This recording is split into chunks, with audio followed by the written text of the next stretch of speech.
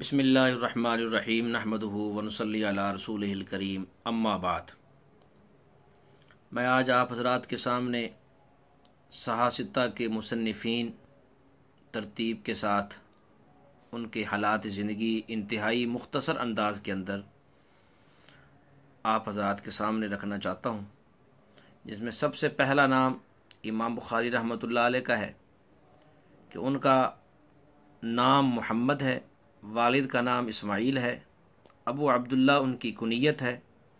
امیر المومنین فی الحدیث کے لقب کے سے ان کو موسوم کیا جاتا ہے۔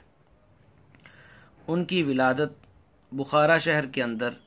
13 شوال 194 ہجری کے اندر جمعہ کے دن نماز جمعہ کے بعد ہوئی، اور انہوں نے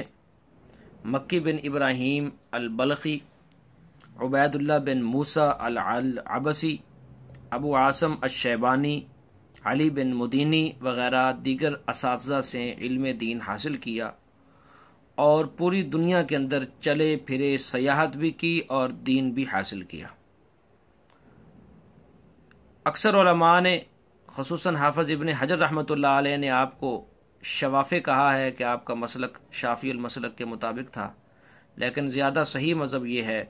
کہ امام بخاری رحمۃ اللہ علیہ مجتہد مطلق تھے۔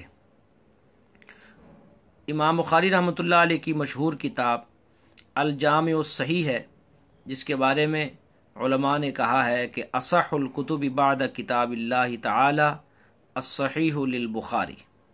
امام بخاری رحمۃ اللہ علیہ نے جو دیگر کتابیں لکھی ہیں ان کے بھی نام یہ ہیں: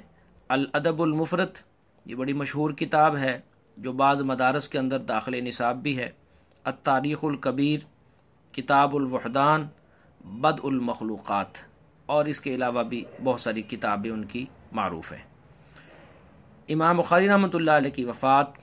سمرقند کے قریب 256 ہجری کے اندر عشاء کی نماز کے بعد ہوئی، اور اگلے دن ظہر کی نماز کے بعد ان کا نماز جنازہ ہوا۔ تو اس لحاظ سے امام بخاری رحمۃ اللہ علیہ کی کل عمر 62 سال بنتی ہے۔